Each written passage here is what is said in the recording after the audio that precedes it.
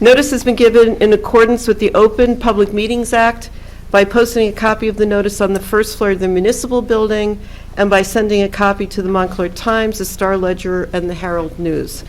And just be aware that we are being broadcast live on Channel 34, Montclair TV, and this meeting will also be available on YouTube. If you go into the Montclair website, there should be a link. Mr. Petto, roll call, please. Okay. Chair Bennett. Present. Vice Chair Hyman. Present. Mr. Rooney. Here. Mr. Greenbaum. I'm here. Ms. Kane-Levy is excused this evening. Mr. Reimnitz is excused this evening. Mr. Karasik. I'm here. And Mr. Connolly is also excused this evening. Thank you. Has everyone had an opportunity to review the January 30th minutes that Graham sent out? I wasn't present, so I'll abstain. Okay. Are there any amendments or additions? I have no comments. No comments. No comments. So there's three of us are able to. Motion to approve. Second? All in play. Second. All in favor? Aye. Aye. Mr. Greenbaum is abstaining because he was Abstain. not here. Okay. Is anyone here from the public that would like to make a comment, not based on what we're hearing tonight, just in general? Okay, then moving ahead, we're going to have committee reports. I can report that I have no report from the Education and Outreach.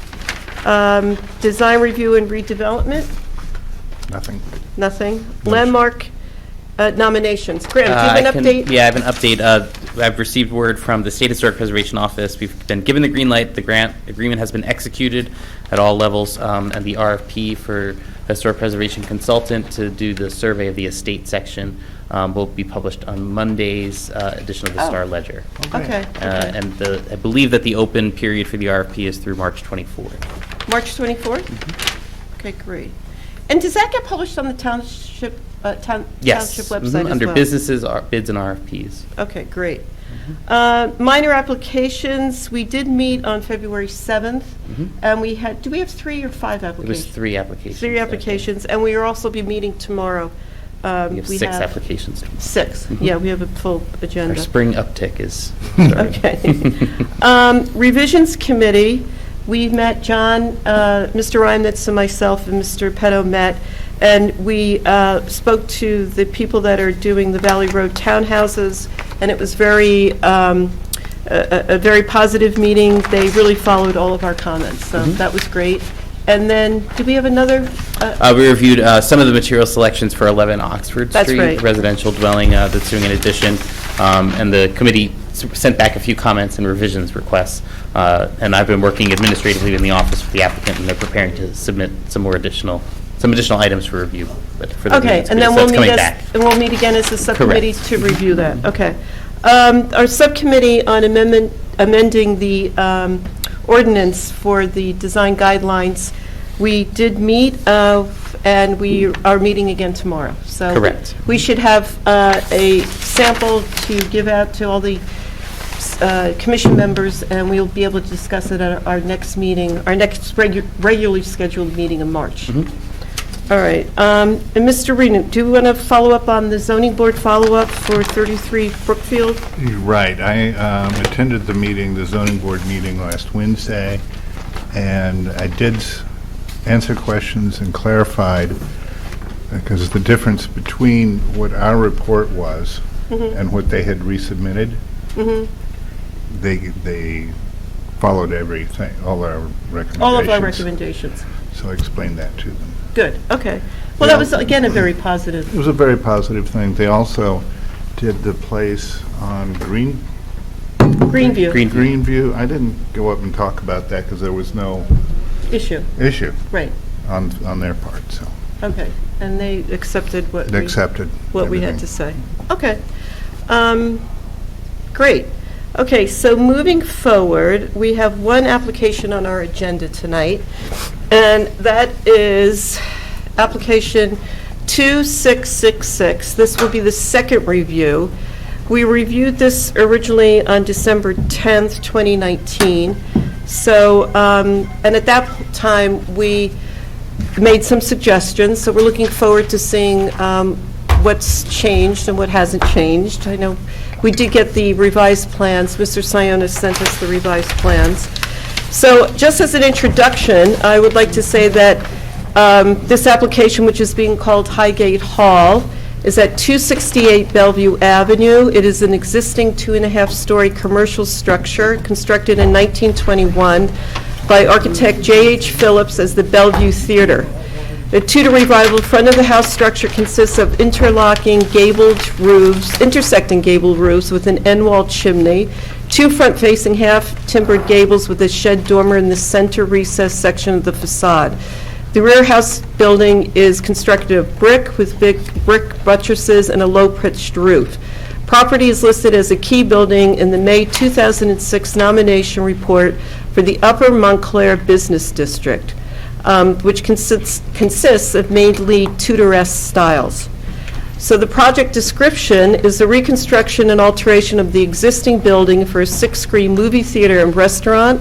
Alterations to the front of house structure include removal of existing marquee, relocation of main entrance to the northeast corner of the building with new marquee, installation of new storefront windows, and new exterior seating area. The rear of house of the building will be expanded to 3 stories in similar masonry materials, and new shed roofs clad with slate will be installed between each buttress, which will also feature artwork along the sidewalk of the east elevation.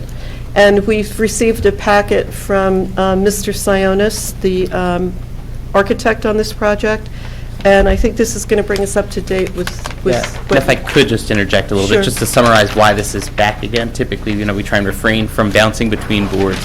But the Zoning Board of Adjustment saw this application accompanied by your advisory report at their January 15th meeting. And the applicant appeared before the zoning board with planned revisions, in response to the comments provided by the HPC. And at the conclusion of proceedings that evening, the zoning board vice chair, who is substituting on the application, advised the applicant to return to the HPC just to present these revised plans, because they felt that the plans were significantly different, and they just wanted to make sure that the HPC was comfortable with the plan revisions. So that's the purpose of this evening's meeting, is to really focus on revisions to the previous plans, as requested by the zoning board. And the commission will issue an updated report back to the zoning board on the plan revisions only. So- Okay, thank you. Do we have to swear the Sure, why not? So, Mr. Sionis, Mr. Plofka, do you solemnly swear the testimony you're going to give this commission is the truth, whole truth, and nothing but the truth? I do. Yes, sir. And could you identify yourselves and your relation to the project? Paul Sionis, architect. Stephen Plofker, a member of the LLC.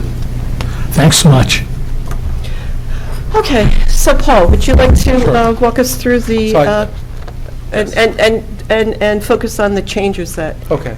So I distributed copies of the PowerPoint. There's 24 pages, but I'll concentrate on the changes. Basically, as you know, the property is 268 Bellevue Avenue, located on the south side of Bellevue Avenue in Upper Montclair. The second slide shows that revisions have been made to this project. The plans have been evolving for various reasons. We appeared before this commission in December. We went to the zoning board in January. We've been working with theater consultants. They've reviewed the project. We've worked with interior design review and a lot of ongoing building code review, in addition to many aesthetic decisions. You're all familiar. We'll go back to that. We'll go back. This was the biggest change, and it's really based on our conversation here last time with the commission, is that there was some hesitancy about us moving the marquee to the corner where the entrance is going to be. And we listened and we moved it to the center, and I, for one, like it better in the center. I think it was a good suggestion. That's right. So back in December, we had the marquee wrapped around the northeast corner of the building. And now it's in the center, and the marquee is reminiscent of one of the early marquees from the 1920s. The third slide are existing conditions. You're familiar with that. Fourth slide, also an existing photograph that was taken last year. The exterior, especially the front facade, has gone through many changes historically. The glass has been infilled on the first floor. It doesn't look like it did originally. The marquee is wide and tall, and the building's been vacant for since November 2017. The fifth slide shows the facade that we're proposing. The current lobby entry doors that were in the center, that we're going to replace those with storefront glazing and a bulkhead below that, similar to the Tudor treatment to the facade, because there will be a banquette right behind that window. So the 2/3 of the front of this building will be a lounge/restaurant. So the 2/3 on the right-hand side of this facade, 1/3 on the left will be the theater lobby. We're still proposing a pergola-covered patio on the west side of the building. There's that 10-foot wide space that's currently asphalt paving, so the proposal is to remove the asphalt, replace it with brick pavers, and have outdoor seating with a pergola with some design in it similar to some of the Tudor timbers on the facade of the building. We're proposing that center marquee that's reminiscent of one of the earlier marquees from the 1920s. The lettering will be metal outline letters. There'll be exposed LED light bulbs, similar to one of the marquees from the 1920s that had... If we get a variance for that. Yeah, we're asking for a variance for exposed lighting. And then we have the entry doors on that front left to the theater lobby, and then there's 2 entry doors on the front right to the restaurant lounge. So we feel the need to protect those entry doors with some type of canopy, but we also don't want to take away from that center marquee visually or aesthetically. So we're proposing glass canopies. They project out 4 feet from the facade of the building. So there'll be 1 glass canopy above the entry doors on the left to the theater, and 1 glass canopy above the doors on the right. And again, it's to not block the view of the marquee. So with the glass, we could still, the glass will be subservient to the main marquee in the center. Wasn't there a comment that, a not less than positive comment about that in the report, Paul? Right, so we have Tom Connolly's report, pretty positive about the project, except number 2 says that the installation of the proposed glass fixed awnings on either side of the marquee will alter the overall historic character of the building, will clutter the complex composition of the existing facade. So we're welcome, And we're happy to open to discuss that. it. We kind of think it's a good idea to cover, to have some sort of Protection. covering there, but it's not that important a point to us, if it's more important to the commission. Okay. All right. So it's strictly to provide some protection, at those entry doors from the elements.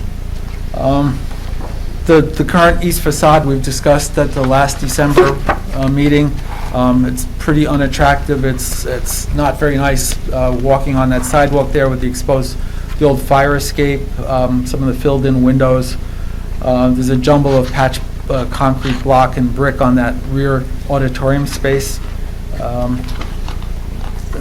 We got comments both here. We were proposing wrapping around this glass canopy along there. We got comments, I think, here, but especially at the Board of Adjustment, that it's a narrow sidewalk and a fairly busy access way, and that we shouldn't really encourage that much pedestrian traffic in that area. And there may also be an issue with higher trucks, box trucks and higher, with a canopy that comes fairly close to the right-of-way. So we've eliminated that canopy along that side of the building. Right, and then originally, we had the canopy because I've been one of many people, probably most of you, have stood in line for films, and I've stood in line along that sidewalk.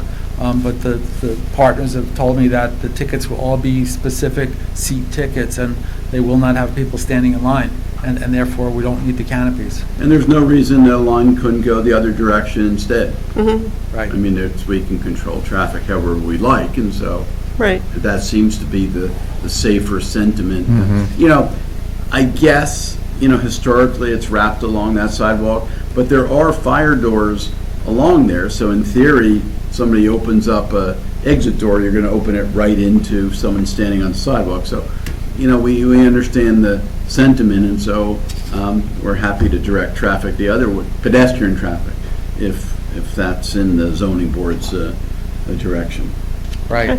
So we're, the plan is still to extend the height of that auditorium by 13 feet 6 inches, and as I mentioned last time, there'll be much larger seating within the theaters. We're going from 4 theaters to 6 theaters, but the new seats will be large, almost first-class airline seats with tray tables. We're also providing barrier-free access with ADA seating within each of the theaters. So we're going from 6 theaters down to 4, and we're reducing the number of seats from by several hundreds, from 885 down to 489. So we're eliminating about 400, slightly less than 400 seats from the theater because of the larger seats, the proper slope within the theaters, and redesigning the theaters, working with the theater consultants to get better viewing angles within the theaters. I should probably mention to the commission that this is our preferred scheme to raise the height of the building and reconfigure all the theaters. It's dependent on the partners raising the appropriate money to do so. I want it to be a surprise if we come back to you at a later date and with almost the identical plan, but the rear building in exactly its same height. Oh, and we'll just- so not as high, not to, Yeah, we would just really reuse, it's not ideal, but we'd reuse the existing theaters, not change anything in the front, except if you've ever been in the existing theater, the ceiling's very low. So what we do in the front portion of the building, only on the interior, is raise the ceiling above the bar, restaurant, and entry. And so I have to reframe that, but that would be the main structural thing we'll do. I'm hoping we'll get to the point where we can do the whole scheme, but I just don't want you to be surprised if we do come back okay. for a modified scheme. And I'm not even sure we'd actually, I guess we would, because it would be a lower building, but whatever. It wouldn't be a material change, at least from the front canopy and facade. And marquee, And marquee, that would all stay the same. an entry, okay. But those facade treatments on that rear portion of the building, you'd still intend to do that? They would all be, yes, as shown. Would basically, we really redo the front building almost in its entirety when we're changing the floor height, the ceiling height of that entry, and then, of course, that affects the second floor height. But we would leave the theaters basically intact. It'd just be a lot cost efficient not to have to Right. redo everything. But I hope we're not gonna, I hope the partners will raise enough money to do the whole scheme. Okay. So Paul, do you want to continue Yeah, to I'll page continue. 7 on So the? page 7 is the view looking from the northeast down, looking down the Upper Montclair Plaza driveway. Page 8 is that specific view, the east elevation. So as it shows, with this master plan scheme, the goal is to raise the height of the auditorium by 13 feet with CMU or masonry units painted, except that we would have a design at the top of the pilasters to try to break up this facade a little bit. So just these are different concrete block units in a pattern above each of the pilasters. We're also looked at different ways to break up this facade that was asked of us at the Historic Commission meeting in December. So we've been playing with what's known as ghost signage, which is basically painting faded lettering on and both walls of the building. So it'd be this east elevation, which would say Bellevue Theater, and I'll show you the west elevation, which mostly would be seen from the train tracks or from the trains. The proposal still is to do public artwork along that sidewalk, but instead of canopies, we just have a thin 6-inch structure with LED lighting that would shine down above the artwork. Can you show us more detail of the canopy you're describing? Yeah, I will, yes. This next slide, slide number 9, the top view hasn't changed. This is the view looking above the Rabin Alcor building on Upper Montclair Plaza. So the existing building stops where I'm pointing, and then we're extending it up to 10 to 13 feet at the rear or south side. This is the westerly view at the bottom of this page. And this is, as I said, this is the view as seen from the railroad tracks. We're showing a ghost sign that says "Welcome to Montclair," thinking that people, driving by and passing by in the train would see that. This view is otherwise only seen from the Weichert Real Estate parking lot. So the Weichert Real Estate parking lot abuts this facade of the building. At the front bottom here, you see that pergola, which will have the outdoor dining for 20 seats we're showing. And the other feature that's part of this is where currently the building has no trash and recycling enclosure. So we're, by reworking the interior of the theaters, we wind up with a 9-foot 6-inch ceiling height under the theater where I'm pointing to create a new trash and recycling room. And then the applicants would obtain access from Weichert. I think Steve already spoke to someone from Weichert about permission to have trash and recycling pickup through the Weichert parking lot. We spent time at the zoning board talking about rooftop HVAC units. Currently, the HVAC units, several of them are mounted on the ground on that Weichert parking lot, and then there are several really large units on the current roof. So at the zoning board, it was suggested that we try to get the new HVAC units on some of the lower parts of the new roof. So there's a cluster, and I'll show a roof plan, but there's a cluster of HVAC units where I'm pointing to here where the roof steps down in height, and then at the rear of the building, several others. And those would be surrounded by 6-foot-high perforated metal mechanical equipment screen. Are the screens incorporated in your elevation? Yeah, so there's one there. Oh, and then there. You see the top of one here. And So then that this is from the red section? And this lower section, well, no, that's masonry, but there's a high parapet wall there. So you'd see the top of the equipment screen right there. Right. In other words, you really wouldn't see it. The cross-section helps to understand what's going on with the building. So basically, we're redesigning this auditorium space for better viewing, have ADA access and seating, as I said, much larger seats than there have been with tray tables. And by doing that, it results in another 13.65 feet of height to this auditorium. In addition to the redesigned auditorium, there'll be a new lounge restaurant on the first floor of the front of the building, and also on the second floor of the building front. There'll be as Stephen mentioned, that ceiling height in that main first floor lobby is low. It ranges from 7 feet 9 to 8 feet 6, which is not a very elegant theater lobby entry or a restaurant lounge ceiling. So the proposal is to raise the ceiling height to get a better volume within that first floor entry. There'll be the kitchen's proposed to be in the lower level. You can see on the top and bottom view here. We're showing 5 new dumbwaiters because there'll be food and beverage service at all of the seats in addition to the 2 lounges. And food and beverage will be served within all of the theaters. Next slide, number 11. This is thanks to Lizanne. I think the top right photo, bottom left, I think, was from the public library. But basically, the second floor of this building was Highgate Hall, which was a restaurant. You could see the signage that was for Highgate Hall. This was the interior with changing wallpaper and the beam ceiling at the second floor. So our proposal is to restore that ceiling or get it back to that volume that was there in that Highgate Hall photo. Over the years, there was a third floor was installed, and the hair salon that was there for many years actually had their space up in the peak of that gable roof. So we're removing that to get more volume within that top floor. And that's a frame structure, It's isn't a it? frame structure, yes, So you'll have the peak roof in the interior. on the interior, so you get that nice volume in there. Will that be a lounge up there? Yes. Yes. Yeah, and I'll It'll be part of the restaurant operation.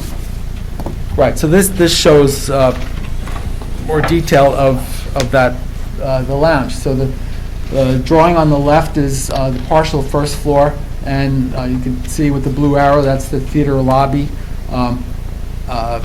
At the zoning board meeting, some of these spaces were tighter. We had a manager's office within the front where I'm pointing. The width was not as much as it's shown now.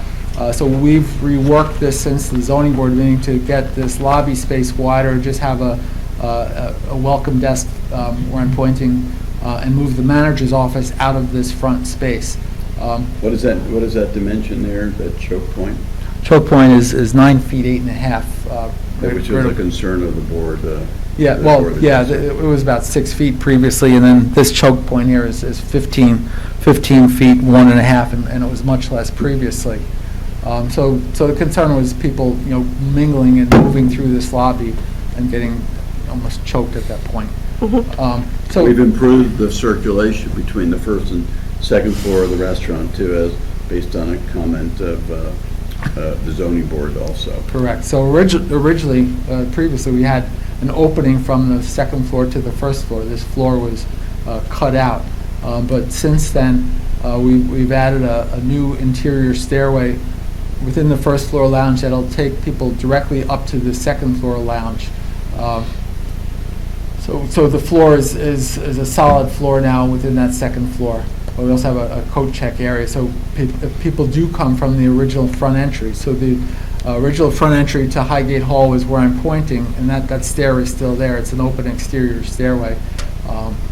So people can come up to that second floor lounge directly from the exterior. Although we should, when we discuss the elevations, I'd like to go back there.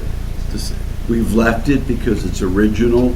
It doesn't have a lot of function, but, I'm curious the commission's You mean the opinion about interior, that exterior stair. the Highgate, what you showed us on? Correct. Right, on We've left it. 11, It's- Highgate Hall. We're Right. proposing to leave it, but it It's a- doesn't have a lot of function. Right. But Is it's there a stone- need for it from the point of view of egress? Do you need it for code? We're using it for egress, yes. Are we using Yeah, it for yeah. legal egress? We are. We are? For this, Okay. yeah, for this lounge, yes, to have two exits from that lounge. So then it has to be Okay. maintained. Yeah. All right, page, Page 11 is just an enlargement of the entire first floor. Again, I stated that the auditorium will be redesigned to create a modern theater experience. There'll be six total theaters, but we're decreasing the number of seats from 885 down to 489. And theaters number 1, 2, and 3 are all accessed from the first floor. And I show little diamonds at the entries to each of those theaters. There'll be an elevator within the building for the first time ever. There'll be back of the house food service on each floor so that wait staff can retrieve food from the dumbwaiters and bring it to any one of the theaters on each floor. There'll be a new, more grand stair where I'm pointing to, and a lot of new bathrooms. As I said, there's been a lot of code review for this project. David. So, yeah. Just want to ask, is the lounge floor on the same grade as the theater lobby floor? Yes, yes. Maybe we could hold questions until we finish the presentation. Okay. But yes, that's one level floor up there in the front. The second floor is the upper portion of those theaters, so the theaters have been designed with a slope for maximum viewing of the screens. One of the things we, as I said, back to code review, one of the things we learned right after the zoning board meeting was that at least 60% of the ADA seats have to be in the rear of each theater at the highest point for people who have problems moving their heads. So since the zoning board meeting, we had to redesign a lot of these theaters to get the ADA seats at the rear or the highest point of each theater. There's a third floor plan, so the 3 additional theaters will be accessed from the third floor. There's another back of the house food prep area on the third floor. At the zoning board meeting, we actually had the IT server room and bathrooms between the existing gable roof structure at the front and the new auditorium, and Mr. Rubacki came and actually asked a good question about, why do we have the the IT room and bathrooms there, which basically encroached onto the slate roof and some of the ceiling height in that second floor lounge. So we were able to rework it to get the IT server room in the center of this third floor and move the bathrooms to that westerly side, so all this slate roof will remain as it was originally. The third floor upper plan, this is, again, just the upper levels of these three theaters. Again, all of the theaters have two exit doors as required by code. Next, slide number 17 is the site plan. The property is fully developed. There is no, and there has never been any parking on this subject property. It's a downtown theater that's existed since 1921. There's the public sidewalk at the front or north side, and there's also the public sidewalk along the easterly side that joins the Upper Montclair Plaza parking lot. There's a private parking lot, as I said, which belongs to the Weichert Realty property next door. Partially belongs to the theater also. Right, so this is the property line, so 12 feet of this parking lot belongs to the theater property, and I've highlighted where that new trash recycling access will be. Part of the work will be to extend the public sidewalk along the east side. Again, with the code review, we've been playing with the required fire exits and also not having doors that swing out and block the sidewalk, as Stephen said. So we're extending the public sidewalk where it's shown in dark gray on this slide. And there'll be two sets of exit doors, but they'll be recessed back in from the sidewalk so they don't swing out over that sidewalk. Next slide, it's one of several slides that discuss proposed signage. We're proposing two blade signs or projecting signs. We're pretty happy with the way the original building had two blade signs back in the 1920s. So we're proposing to do two blade signs, one for the theater, that would be 15 feet 3 inches above the sidewalk, and then one for the restaurant or lounge, that would be 12 feet 3 inches above the sidewalk. They would each be 3 square feet. It's 3 feet projecting out from the building and 4 square feet each, or a little less than 2 foot by 2 foot in area. There's a new marquee is proposed, which is smaller than the existing marquee, but in our opinion, it's more in keeping with the facade of the building. Projects out 9 feet 5 inches. It's 10 feet above the ground level or the sidewalk level. It'll have individual letters on 3 sides of the marquee. It complies with the requirement for maximum size of the marquee. It's 85 square feet. And as we said, there'll be exposed LED bulb illumination to be reminiscent of one of the original marquees. The exposed bulb is a variance request that we've requested at the zoning board. Second page, page 19 of signage. We're looking for ways to enhance those, the east and west elevations. Those are those large painted concrete block elevations. We've played around with ghost signage on several projects now. I don't know if have we been, yeah, we were here last month discussing ghost signage for 3 North Willow Street. So one sign on the east side, which would be on the Upper Montclair Plaza driveway side.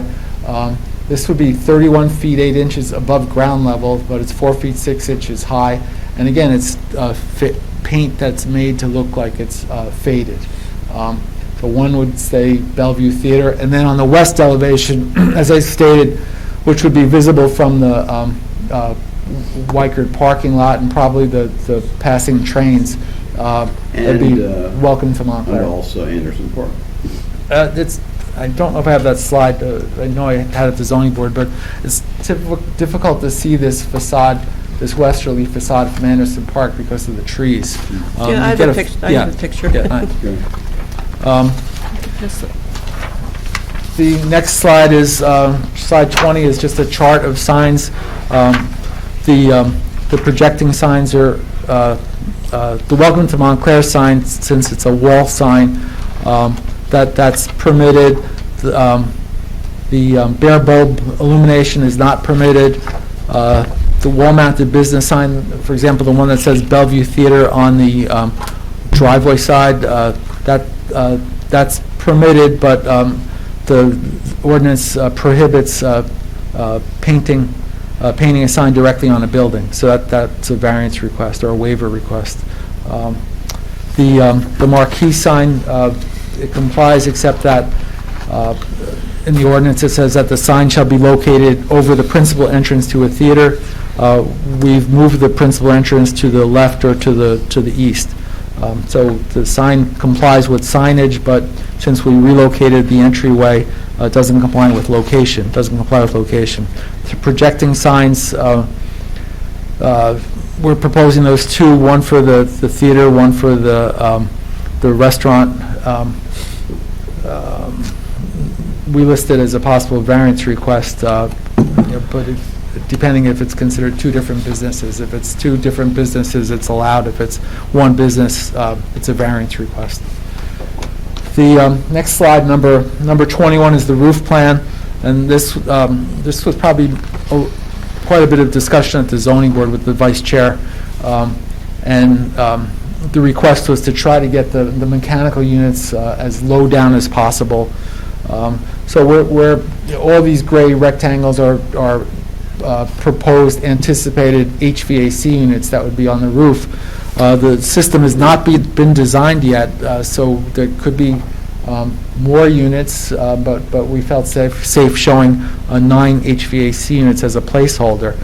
So all these units would be surrounded by the 6-foot-high metal mechanical equipment screen. The equipment will not be visible from any of the adjoining properties or even from Anderson Park. And as I said, the current units currently are spread out all over the roof, in addition to on the Weichert parking lot next door.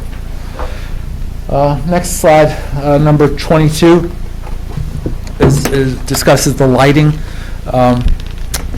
In addition to the marquee lighting, which has the bare bulb LED fixtures to look like bulbs from the 1920s, the top left is the wall sconces. We selected a Tudor-looking wall sconce that would be placed on all of the pilasters around the perimeter of the building, and at other key points around the perimeter at pedestrian level. Second image from the top on the left side is a LED linear fixture, and that would be part of the detail on the top right. So David asked a question about the lighting above the public artwork. Originally we had large canopies. Originally we had shed roofs, then we switched it to glass canopies, and now we have just a minimum bar that's 6 inches high, 6 inches, and projects out 6 inches from the building facade. That would have a thin LED bar on the underside of it to illuminate the artwork. Directly below that bar would be the new thin brick applied on the existing CMU walls. The third fixture down is egress lighting, so that's a simple, nondescript light fixture that would be placed above all of the exit doors to make it safe exiting.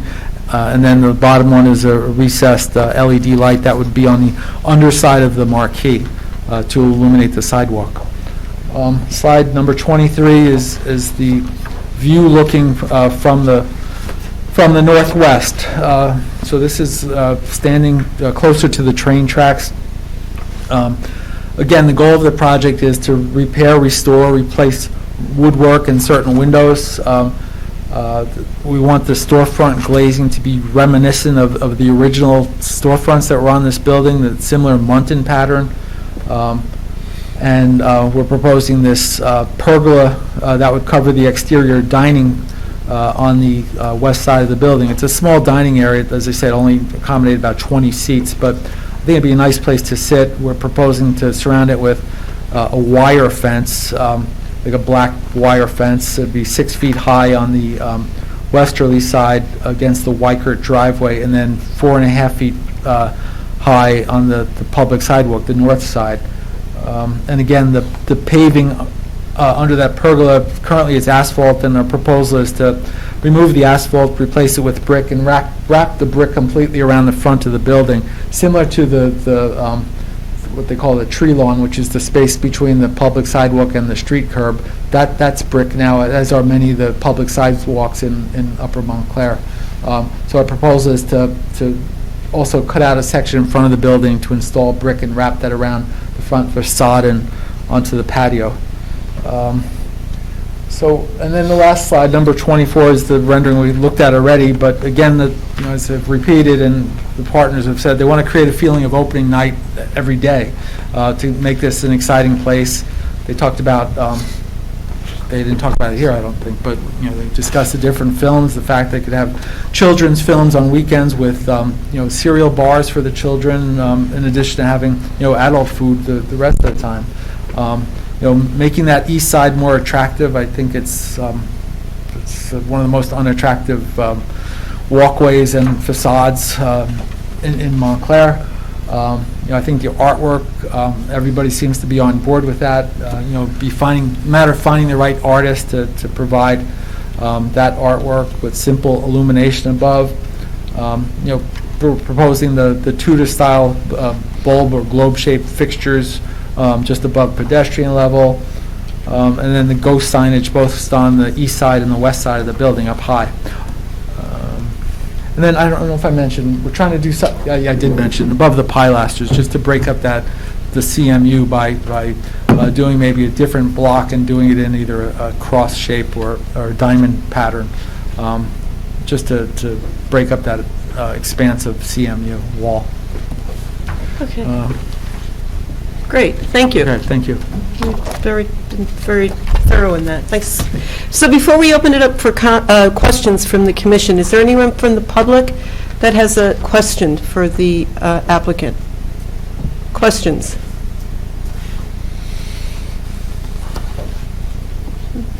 Just identify yourself. Lisa Ann Renner, Friends of Anderson Park.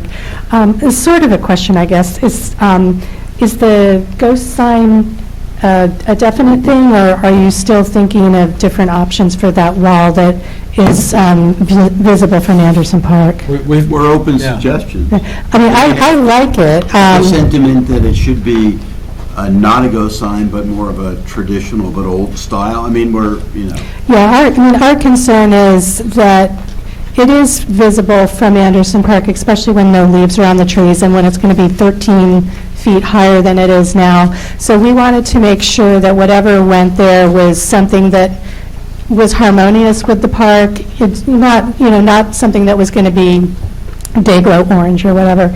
And I like this idea, so I think that's good. And I just wanted to confirm that this was sort of a solid idea, or we weren't going to be coming back with some hugely colorful mural as an alternative or something like that. it probably wouldn't be a cost-effective method just for strollers in Anderson Park. Yeah, we're considering a very large digital billboard facing the park. And then another question that has to do with the interior, and I know most of this is focusing on the exterior, but on the third floor level, I believe, there's some really interesting half timbering on the inside of the walls, and I was wondering if that was being retained or not. I know you mentioned in the Highgate Hall you were going to be keeping the beam ceilings, but the wall up there has a lot of half timbering on the interior. We haven't gotten there. When we do our demo and we look at it, if it's, if it's useful and beautiful, I'll save it. Images of those. We're so far from that. You know more about it than any of us. Well, I mean, I've just been up there once to see what it looks like, and I was really stunned by how amazing it was, so I would love to see it retained. Well, it should be part of the ceiling or the upper level of the walls of the lounge. So, yeah, it just depends how it lays out and works into the space, but I love using existing old materials whenever we can. Okay. So just for clarification, you're referring to page 11. Well, what I'm referring to is not shown in here at all. It's just if you go up to the very highest level you can go in the building, like at the peak. In the front, though? Yes, in the front front. portion of the building. Right, and it's what you were talking about, I think, when you were referring to the Highgate Hall Lounge with the picture. I believe it's part of the room that is in that postcard in the booklet, but it's not shown in that postcard. Okay. It's the side of the wall that faces Bellevue Avenue, and it has curved half timbering on the wall, maybe like from here down, I think. I've only seen it once, but it's really unique, and it would be lovely to save it. And then my last question is just sort of how the glass canopy, because I'm trying to visualize it and have a point of comparison, how it compares with the one that we see now on the Olympic building in terms of how it attaches to the building and that sort of thing. Right. As I said to you before the meeting, it's similar product to the one that's on the Olympic shop. We selected this because we're not trying to have a conflict with the marquee, but also providing pedestrian protection from the elements. The attachment, or it's basically guy wires that tie the glass back to the facade, as you can see on the screen now. And it would be attaching to the side of the wall of the building right where that half timbering is horizontal? That's where the timbers are. And the yes. timber, so the glass would abut that timbering? The glass would be just at the top of that horizontal layer above the storefronts. Okay. And our other goal is to illuminate that without having it look like it's been illuminated. So we want to try to get a soft glow to the glass, just to call out the entrance, but without having the source of the light fixture be visible. So And again, we're open with this, as Stephen said at the beginning, we're open for discussion on the glass canopy. Okay, we'll get to that. That's it for my questions. Thank Okay, you. Thank you. Any other members of the public? All right, so we'll open up for questions from our commission. Mr. Greenbaum, would you like to start? Sure. So first, I'll just share my appreciation for returning the marquee to the center. I like the use of the brick. You called it the tree yard? Is that what you referred to, the, along the curb? The public art? Yeah, no, the, The pergola? No, the brickwork contrasting with the sidewalk that creates a... On the sidewalk level, yes. Right. What did you call that? Oh, no, the tree lawn is the space between the public sidewalk and the curb. Right. So it was traditionally, Thin brick. but in Montclair, it's brick.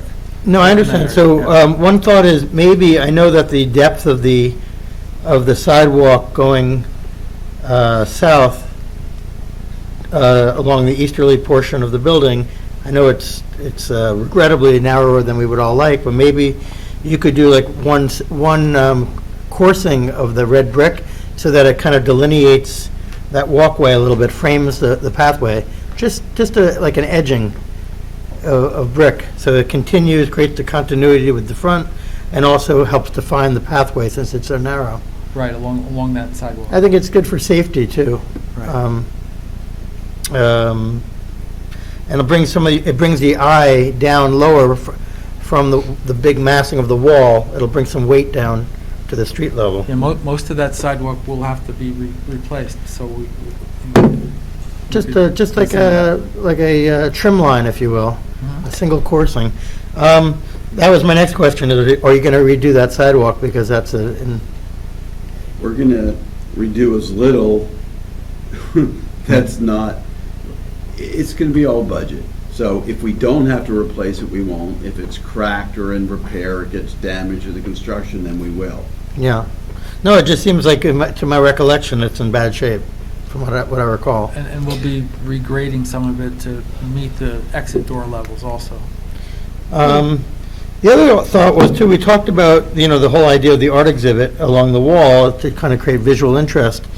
I made the suggestion last time, and I just was wondering if you gave it any further thought, about maybe having some kind of cases on the outside, illuminated cases, and do some kind of arrangement with the Montclair Art Museum, or perhaps maybe alternate and maybe have school projects or things of that nature from the high school, exhibits that rotate maybe every couple of months, just to keep it interesting, keep the place vibrant and linked to the whole community.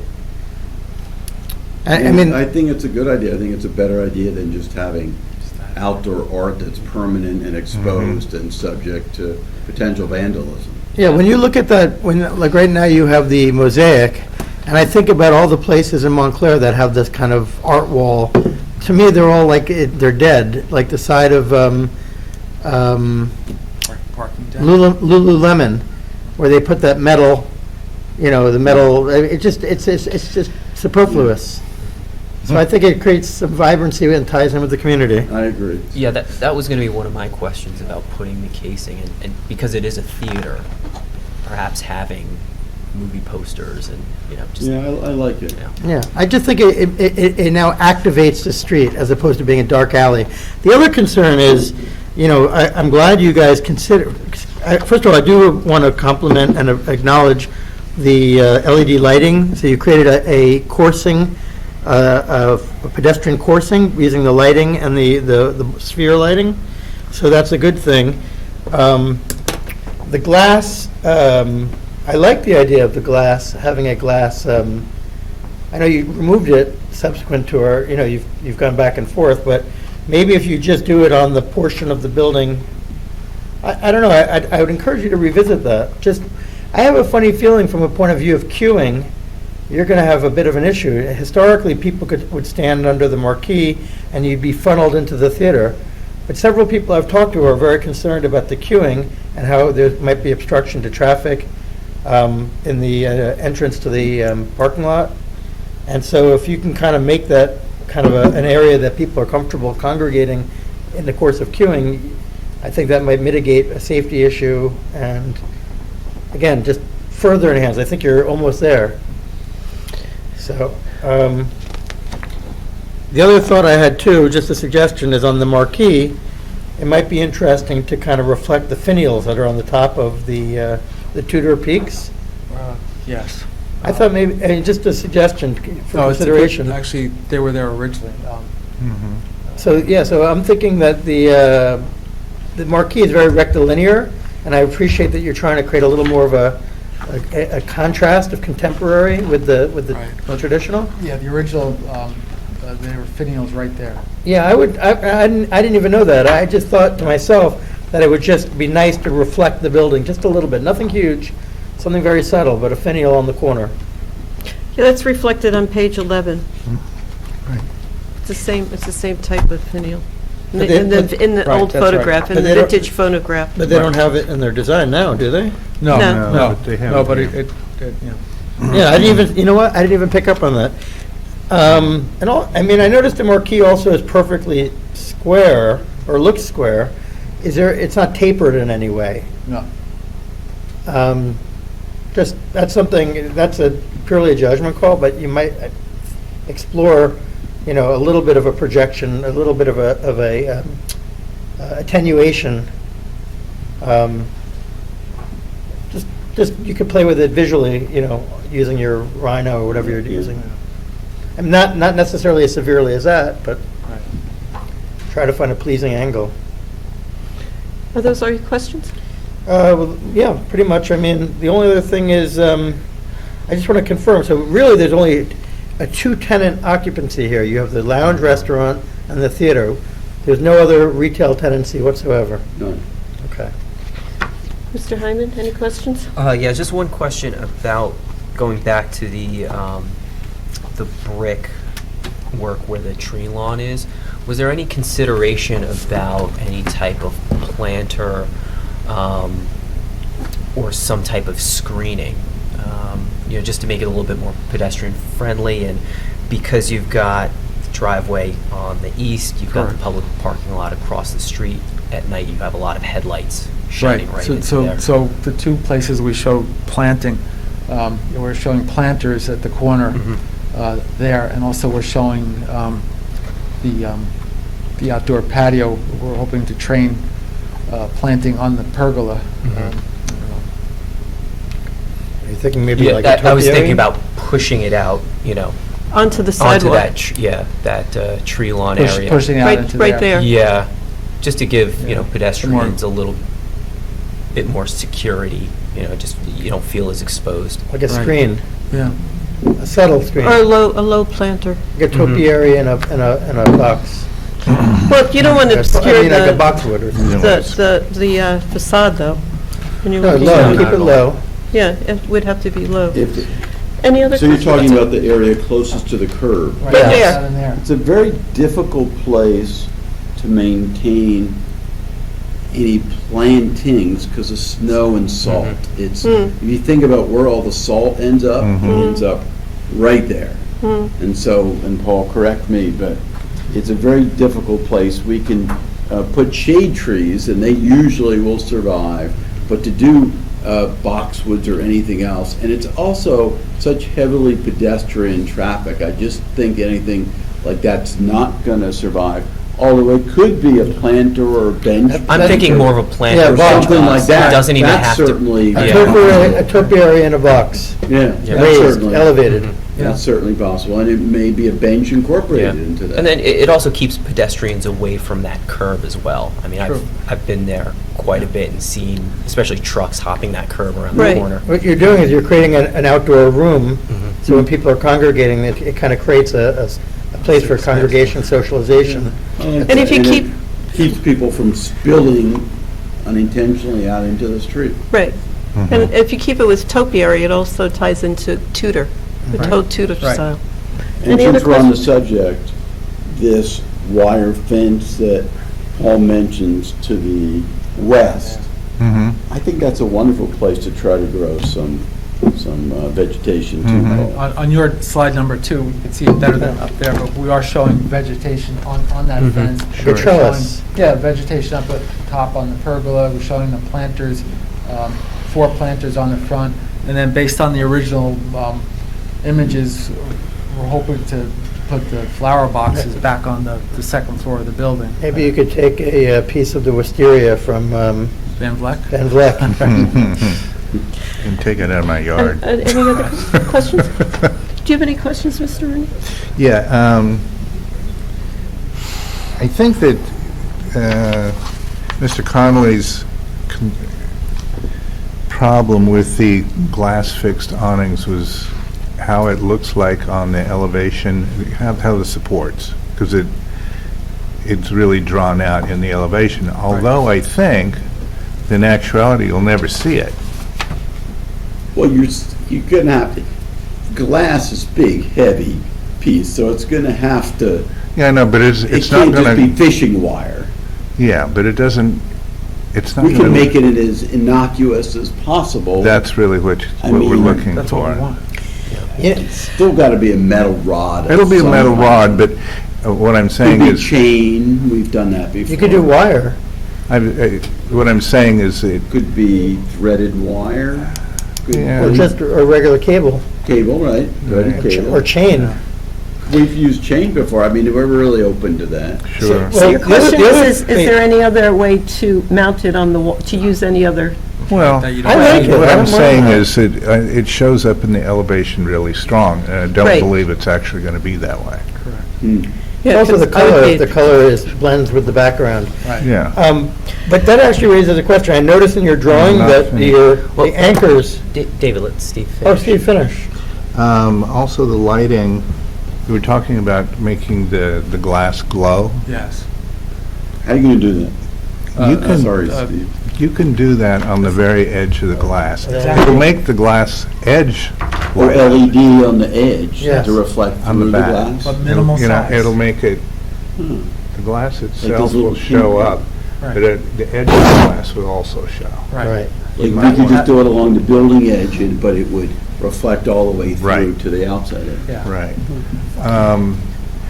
Yeah, you could probably do fiber optic, actually. You could.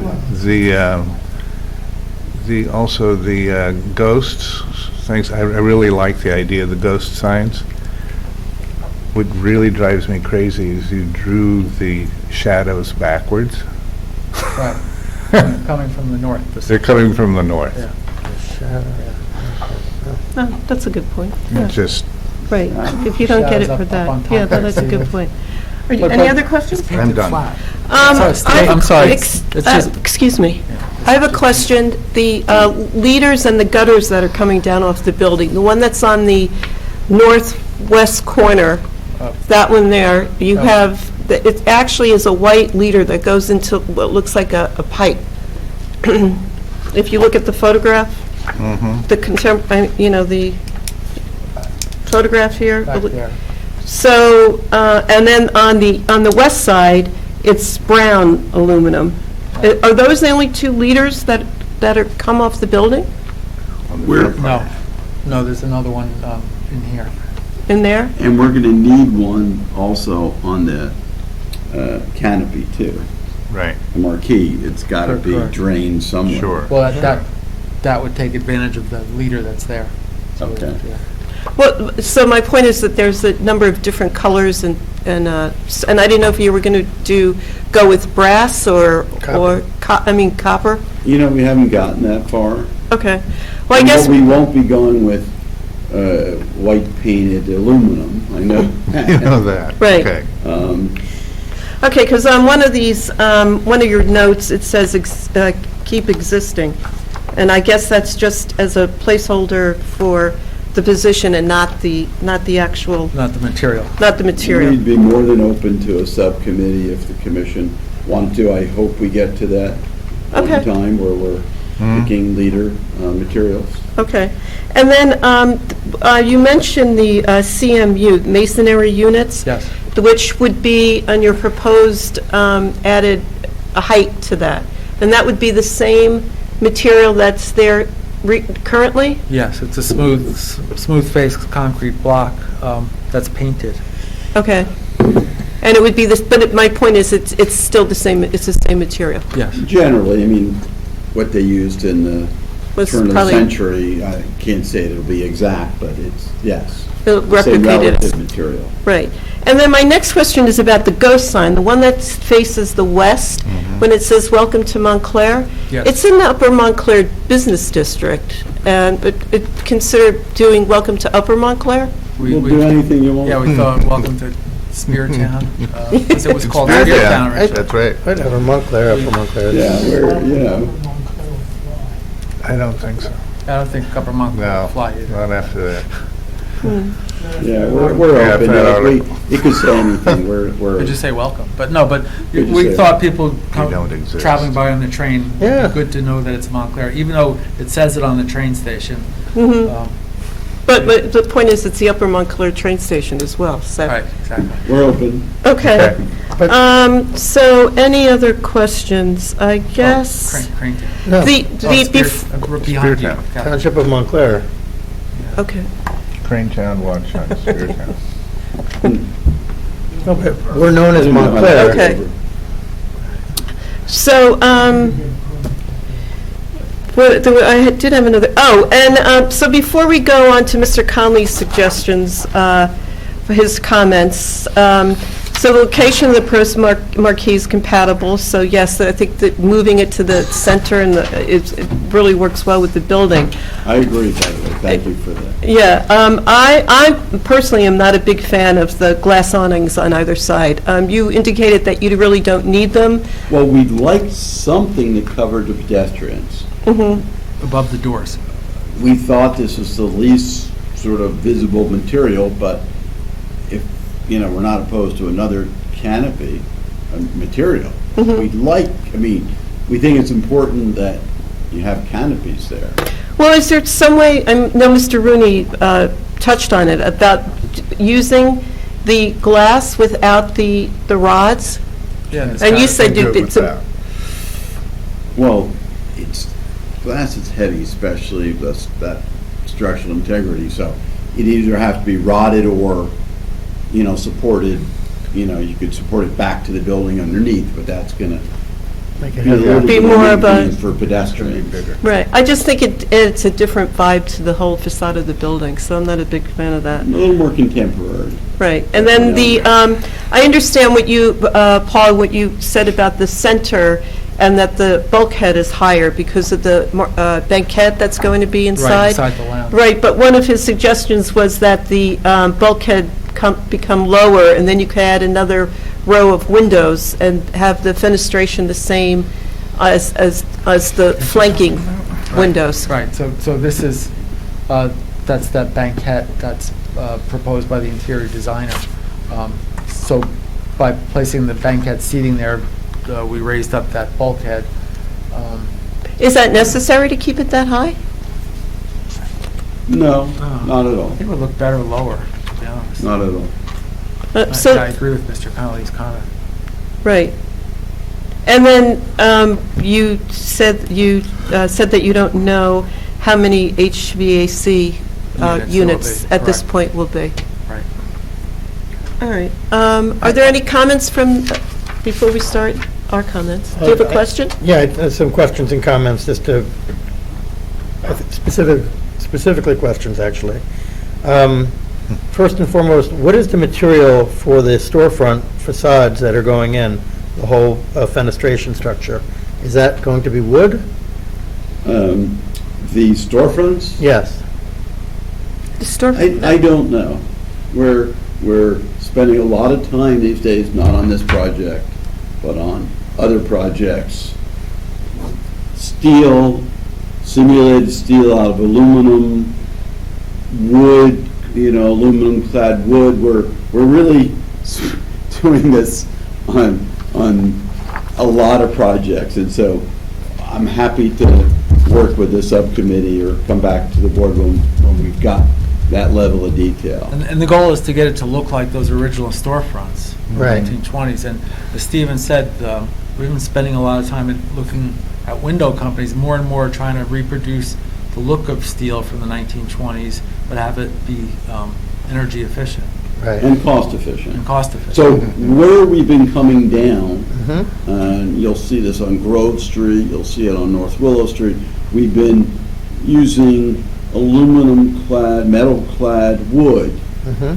and we've been, with this new very thin profile windows, it's the mullions are as Yeah. small as 5/8 of an inch. And so Nice. we've been, I think, we have a few in production. We think it'll be very successful recreating the look with this new technology that these window companies are doing. And these very much smaller profiles, so it's much closer to an original steel window because the exterior profile is as small as 3 inches. Well, the reason I bring it up is because there's the timber element in the structure of the facade, which is a key element. Unless you're wanting to pick up on kind of the tracery of the windows above, it seems to me it should be wood, or at least resemble wood, and try to integrate with the timber in terms of color and texture. I think they should be communicating with each other. That's all, in terms of, they should be thought as integrated with one another. The other question is the anchors in the picture on page 2. I noticed you put the anchors on the stucco. Yeah, that the renderer, we don't. I just, it might make sense to put the anchors in the timber. Correct. I just want to comment, I like the glass. I think the glass is unobtrusive. I think it does bring a little bit of a contemporary edge. It freshens it. I wouldn't be surprised if you walked through the streets of Dublin if you saw this type of treatment done on older buildings.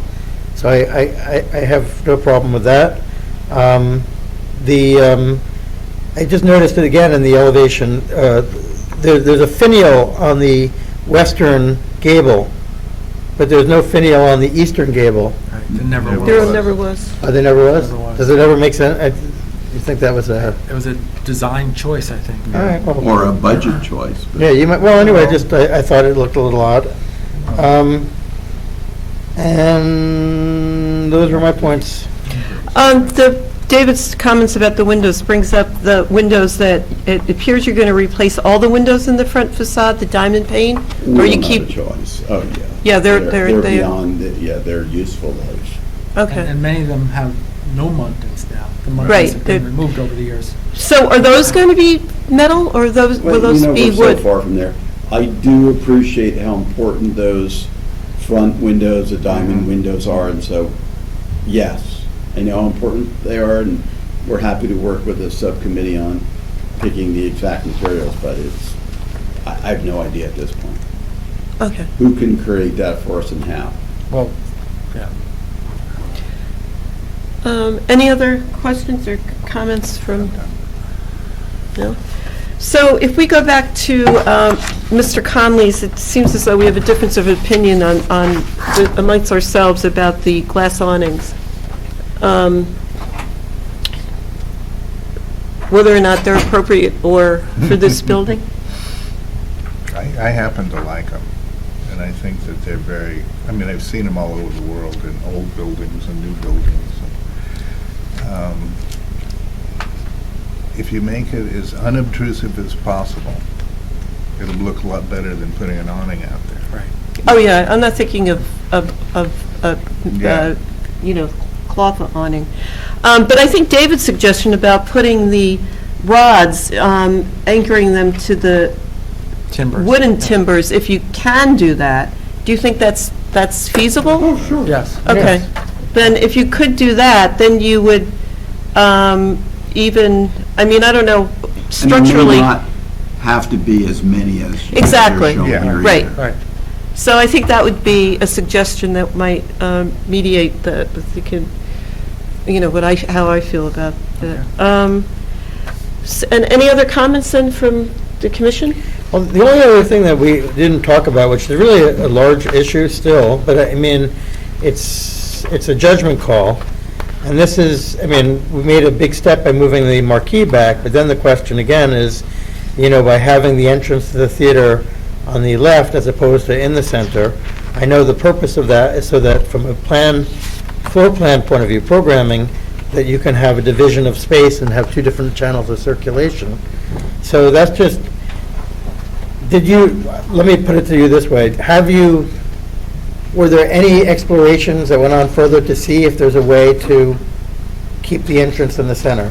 Of course, and for months and months, but if you have the entrance in the center, then you've got two small spaces on either side of it. Right. And it really almost kills those. You can't have this bar lounge with a giant entrance exit in the middle of it. It Right. just doesn't work for that. So, yeah, it was a struggle, but I see no other way to have those two uses except to,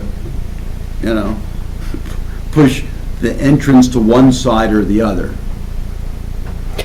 Is your concern a safety issue, or? No, just, Listen, I don't like, it was the reason we came up with the corner marquee, because we thought, well, the entrance should Have the marquee open? feel like the entrance and look Right. like the entrance and be the entrance. Right. Now it looks like the entrance is not the entrance.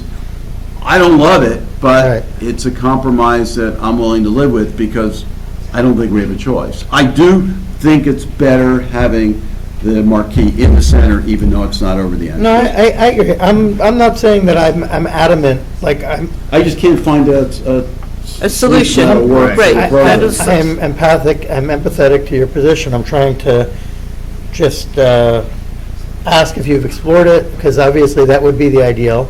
And, it's interesting, the theater experience has changed, and this theater isn't like a blockbuster theater. It's not going, I'm assuming it's not like the blockbuster theater it used to be with the Jaws will be playing there. Am I wrong? No, it's first run. Oh, it It's is? first run Oh, of okay. movies, yeah. It's more discreet. This is a little more discreet in feeling. Oh, we don't have a big marquee out that announces the movies, but. Right, that's actually interesting. No, it's fine, I just wanted to make sure that it was exhausted and thought through and all the... I'm open to any suggestions, as is Paul. Right, Paul? Yeah, I think one of the other, I forget if it was made here, the comment, or at the zoning board, but one of the partners said that what was important to several of the partners was to separate the restaurant bar from the theater, so that... Yes, so they that the want people- circulation So goes, children would not walk Right. by or Right. even see that bar. right, that was here. And I just further want to note that the commission's original report to the Board of Adjustment dated December 10th raised the same issue and requested that they explore, Right. Right. So the applicant, I'm sure, has, been well aware of Many this for the choices. past 2 months. No, The only option really would be acquiring the building next door, keeping the entrance and then pushing the whole bar restaurant to the west, but that's just not, No. it's not certainly part of this application. Well, Right. the only other thing is to have like a common corridor where you split off, where it's all glass mullioned, so it's translucent, so you can go to the bar to the right and go to the theater to the left. But if you look at the floor plan, it's challenged, the space I'm trying to, of by the the way, bar Very restaurant is challenged. challenged as it is. no. It's, you know. Because then you'll have no room for the bar, Right. and you'll have a giant lobby. Right. Well, again, the main issue is that you're going to have, actually, what Kathleen pointed out, it is somewhat of a safety issue because the congregation of people will be on the corner where there'll be more traffic circulation. You've now moved where all the density of people will be to the place with the most vehicular traffic. And so these are. We're going to have to work on getting pedestrian congregation to really go towards the west where you have plenty of room, safe room, and not at that corner. Again, that's where the planters could come in to shaping the circulation, to shape the, And it also seems as though the lobby is large enough to hold a number of people. Yes. It does. All right, wait, so, is there any airlock or vestibule for the coming into the theater? None proposed. so we're at the point where our recommendations, what's the next step? This is going to, The zoning board just wants the HPC to weigh in on the revised plan that's supposed to be Okay. presented here this evening, so. All right, and so- provide comments. Can I to just say that one thing effect. before we get to this point? I just brought up the issue of the I'm looking ahead, it's winter time, people are going to the bar, people are coming to the theater, and there's no airlock. So what happens is you're going to get this gust of wind, of freezing cold entering both these spaces. And so eventually what's going to happen is both tenants are going to realize that we need to put some kind of possibly exterior, one of those fabric wrapped, metal framed, you know what I'm saying? So I think we want to look ahead and consider the idea of the airlock concept, and just from the point of view no, because it could affect the facade on the exterior, because the logic would be to put an exterior airlock. Like when you go into, restaurants in Montclair. right. So I would say, as a condition, that we would request. So this is just recommendations. Right. Recommendation. As part of our recommendations, I would say we want to be aware in advance that we are not looking to have exterior airlocks, so that we'll have them. Well, I guess it needs to Yeah. be. Right, no, Graham, I'm I have putting a it out there. question procedurally. So you said the zoning board heard this, recommended that comes back to us for comments. Did they grant the variances? They have with not taken action on the condition? application. Okay, so they Yes. still have to hear it again. Correct. As the process here, where the commission made suggestions and we've tried to listen and come back to you, the board had opinions about some things that they wanted us to come back to them also. Do we know? No, by the way, we have no issue with not having any Airlock. airlock intrude out into the sidewalk. All right, I know you're dancing between many projects, so these are the kinds of things that we have to look ahead. That's a good point. Okay, so are we ready to, have you been writing down things, Graham? So, I mean, I've taken, so I think folks, we typically like to start from Mr. Connolly's memo, so that's why I was going to start here. So it sounds like, as some preamble commentary, it sounds like we want to include number 1 as kind of in our preamble commentary. And then number 2 would be a condition, including the language that the anchoring should be to the wood timbers. So that would be a condition. Number 3 would be the same. And try to make it as visually unobtrusive as possible, which I think they will naturally do, but visually unobtrusive. Okay. And then number 4, I think number 4 would also be in that preamble opening sentence, I guess, as well. And then moving back to previous comments, I mean, I heard a lot of different suggestions from individual members. I don't know if there's consensus on some of these items, but we had discussion about finials atop the marquee. We had discussion about brick edging along the sidewalk. We had discussion about planter boxes along the sidewalk, curb at Bellevue. And then, of course, I have our blanket condition that final finish and materials shall return to the HPC, including storefront system, leaders, windows, and any other exterior finish elements. Which would be signage, too, right? Yeah, actually, we can include signage as well. We don't have a problem with the exposed. Yeah, we're going to probably have to comment on whether we support the idea of the Of the exposed ghost light sign. bulbs. And- No, Yeah, I no, think that they're there, also- I think that some additional commentary would be helpful to the board regarding the bearable illumination and the ghost signage as well. And there are 2 blade signs proposed. And the 2 blade signs as well. So Have if you there's ju- general thoughts Yeah. about the support of those. Okay, Right. so, going back, there's one other item that was discussed, elimination of the murals on the eastern facade, replacing that with some sort of display right. boxes. Changeable, changing artwork. And make it a contract, make an arrangement with, I think it's a There's great, plenty, Studio Montclair, there's plenty of. Yeah. groups that Yeah, there's a would lot. project. That would be a great it showcase. really fits the spirit of the town. But going back to the variance requests, I'm in favor of all of them. Okay. And it just in general, like, it's the exposed bulb on the marquee is consistent with the marquee of that era, a period of significance. And the ghost signs would provide much needed, I guess, visual breakup from the Visual larger relief. facade, yeah. And also harken back to the original structure. And then the 2 blade signs, I'm assuming, are Right. also in support. Yeah, those are fine. Okay. So, and then is the commission members are all in agreement with all the other discussed conditions? So it's the brick edging, the finials on top of the marquee corners, the planters along Bellevue Avenue, the sidewalk edge at Bellevue Avenue, and then elimination of the murals. Correct? Everyone But else is it's, in agreement with this? substitute it, but still have art.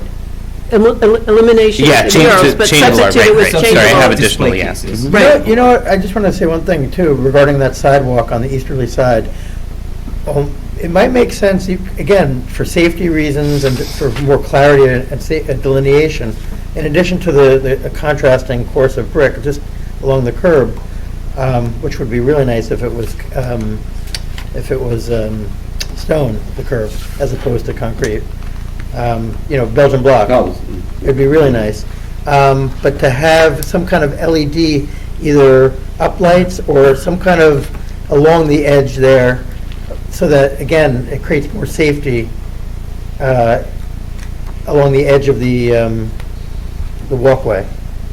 The sidewalk. Yeah, some kind of, I don't know if there's a strip light that could kind of delineate it, or a series of uplights, small pin-like uplights. In our December meeting, we had discussed like a light in a can light in the ground. Recessed, yeah, exactly. Which maybe could be placed where the piers are, or in between the piers, because you already have lighting. You've got the wall sconces and the LED on the top. But imagine if it was out closer to the curb and they were more like pin lights, because you now have added those other lights. I'm hesitant about those, the maintenance of those. Salt. Well, again, with the salt and Salt the, is such a killer. Right. And by the way, it's not our right-of-way, it's the township right-of-way. So they'd have to grant us a license or an easement to do it. And I think we can accomplish the same thing with downlights, right. with a lot more reliability, kind of into the future. All right, but maybe the Belgian block, too, is another material change. And what about the windows then? So I had the windows coming back to the east. But the Okay. windows, we have to agree on this, to recommend that the fretwork windows, trellis windows up on the second floor, be either, i.e. restored and/or replaced in kind. We're happy No. to come back with actual Okay. material suggestions for windows, leaders, and anything else. And that sign, Commissioner okay. thinks. Well, that's There you go. part of the. And the financial- representations made by the applicant are to match the same style of windows. Right, we want to make sure that it's in our wording, our language, don't we? Don't we want to have that language? No, it's not a we're saying, the condition says that the commission is requesting that the zoning board have the applicant return to the HPC for a review of all final finishes at the building, including the storefront system, downspout leaders, windows, and the signage. Okay. Right. Okay. To the commission or subcommittee? We We're typically, doing subcommittees? Subcommittee. yeah, how we handle this, we put full commission, and then we refer elements to the subcommittees. Subcommittee. If we can't resolve things here, then it comes to the full Okay, commission. great. Okay. Great. Well, Thank you. thanks. This looks you. it's going to be a great project. So, Thank you. Thank you. Any interest in buying a train station? Any interest in buying a train station? One in the town. Thank you. Good night, thank you. thank you. Okay, our last item on the agenda is the certificate for HPC application 2019-44, 112 Bloomfield Avenue, celebrity styling groomers, which we heard last month. And did you put that, the resolution? I left a copy out there. And it was sent digitally, but I left a copy. For Okay. So, The only issue that I have to change is the commission decision, the vote box should be 4 yes. I'm sorry, I can't hear you, Graham. Number 11, commission decision, it should be 4 yes, not 7. Right, because we had... So, David, you were not here last time, right? So it was the three of us, so, I don't have any issues or Okay. modifications. any modification? Okay, so we all, It's a motion. Motion to- Accept the memorialized resolution Steve, as proposed. all in favor? Aye. Aye. Okay, great. And then our next meeting, remind us when that is? Is, March. Date offhand, March, hang on 1 second. It is March 26th, yes. Okay, great. Okay. Well, thank you, Graham, for all your work. Sure. Much Thank you, Graham. appreciated. Do we have a motion to adjourn? Motion to adjourn. Second. All in favor? Aye. Aye.